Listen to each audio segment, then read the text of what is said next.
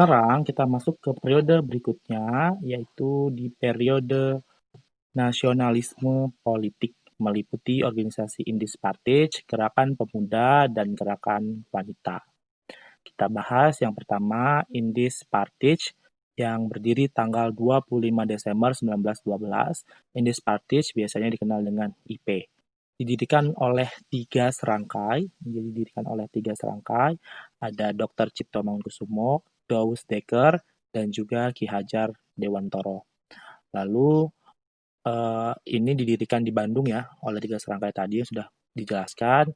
Kemudian tujuannya menuntut kemerdekaan Indonesia dengan cara melakukan propaganda membuat media cetak yang berjudul The Express. Jadi tujuannya ini terangkum dalam majalah The Express. Kemudian menyebarluaskan juga paham yang bernama paham Indis Nationalism, yaitu tidak membedakan. Tidak membedakan yang dimaksud tidak membedakan keturunan, tidak membedakan suku bangsa, tidak membedakan agama, bahasa, dan juga kebudayaan. Lalu pada perkembangannya, akhir dari Indis Partij atau IP ini dikarenakan kritikan yang terlalu tajam kepada Belanda yang membuat anggota Indis Partij, tiga serangkai ini dibuang ke Belanda. Contoh kritikannya yaitu Ax XEN's Nederlander was. Jadi bisa dilihat di gambar, ini contoh tulisan kritikan yang berjudul Ax XEN's Nederlander was, atau dalam bahasa Indonesia dapat diartikan andai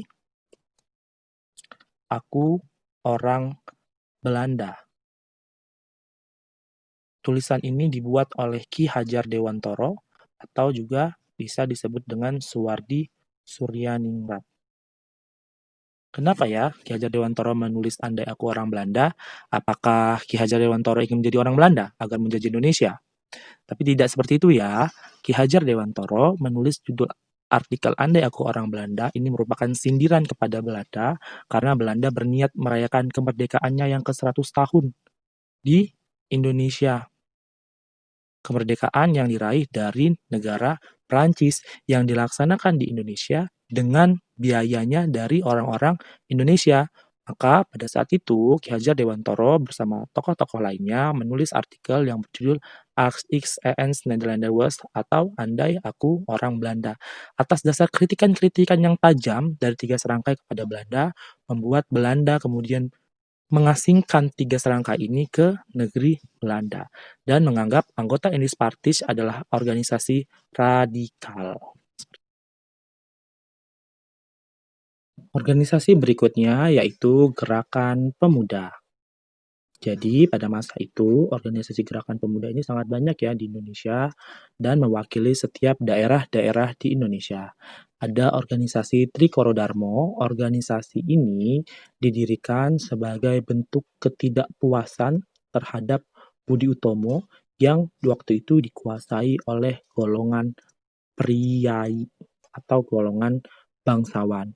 Tokoh-tokoh penggagas dari Trikoro Darmo ini ada Sartiman, Wiryosari, Sunardi, dan Kadarman. Selanjutnya ada Jong Java.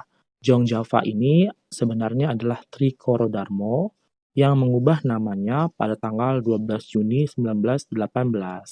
Kepengurusan dari Jong Java juga didominasi oleh tokoh-tokoh Trikoro Darmo. Selain organisasi ini, ada lagi organisasi perwakilan dari Sumatera, yaitu Jong Sumatran Bond. Ini didirikan untuk mempererat hubungan antar pelajar dari Sumatera di Jakarta. Jadi pelajar-pelajar Sumatera yang berada di wilayah Jakarta. Tokoh yang terkemuka dari Jong Sumatera Bond ini ada Muhammad Hatta dan juga Muhammad Yamin. Kemudian ada organisasi Jong Minahasa. Jong Minahasa ini didirikan oleh masyarakat Minahasa yang tinggal di Semarang. Jadi tujuannya itu untuk meningkatkan kecerdasan dan ekonomi masyarakat Minahasa. Terus ada juga organisasi Pemuda Kaum Betawi. Ini organisasi yang didirikan oleh pemuda Betawi pada tahun 1923 dengan tujuannya memajukan kehidupan orang-orang Betawi secara khusus ya, dan secara keseluruhan memajukan kehidupan orang-orang Bumi Putra. Nah, dari gerakan-gerakan pemuda ini, kemudian mereka melakukan Kongres Pemuda pertama yang dilaksanakan pada tanggal 30 April sampai 2 Mei tahun 1926. Nah, di sini, di Kongres Pemuda pertama ini menyepakati penggunaan bahasa Indonesia sebagai bahasa persatuan. 2 bulan setelah Kongres Pemuda pertama, kemudian perwakilan organisasi pemuda ini sepakat untuk membentuk JONG Indonesia. Kongres Pemuda tidak hanya Kongres Pemuda pertama ya, tetapi juga ada Kongres Pemuda kedua. Nah, di sini mulai terselenggaranya Sumpah Pemuda. Jadi Kongres kedua ini di Pemuda kedua ini dilakukan rapat sebanyak 3 kali ya. Rapat pertama ini tanggal 27 Oktober 1928.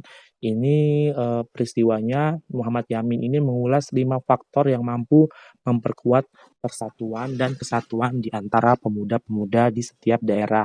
Kemudian di rapat kedua ini dilaksanakan tanggal 28 Oktober 1928. Pada rapat ketiga di tanggal yang sama, ini juga dilaksanakan pada tanggal 28 Oktober 1928. Isi dari rapat yang ketiga ini menetapkan lagu Indonesia Raya sebagai lagu kebangsaan, bendera merah putih sebagai bendera Indonesia, kemudian adanya peleburan organisasi pemuda, dan pengucapan ikrar Sumpah Pemuda. Apa yang bisa kita ambil dari makna dari Sumpah Pemuda? Yang pertama, Sumpah Pemuda ini merupakan penguat semangat perjuangan kemerdekaan di Indonesia. Yang kedua, pengukuh semangat kebangsaan. Dan yang ketiga, pendorong pertumbuhan bahasa Indonesia. Selanjutnya, nilai-nilai Sumpah Pemuda yang bisa kita ambil. Yang pertama, adanya rasa persatuan di antara para pemuda-pemuda di setiap daerah. Yang kedua, rasa cinta terhadap bangsa dan juga tanah air. Ada sikap rela berkorban, sikap toleransi, semangat persaudaraan, dan semangat kerjasama. Selanjutnya ada gerakan perempuan.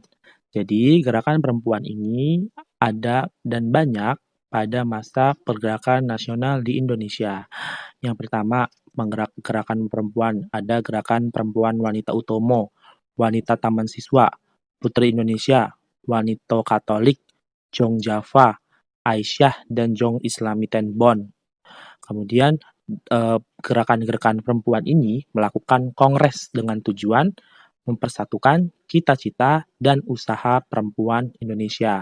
Adapun dari kongres, hasil yang dicapai mendirikan Perikatan Perkumpulan Perempuan di Indonesia, mengumpulkan dana belajar untuk anak perempuan yang kurang mampu, memajukan kegiatan kepanduan putri, dan mencegah pernikahan di bawah umur.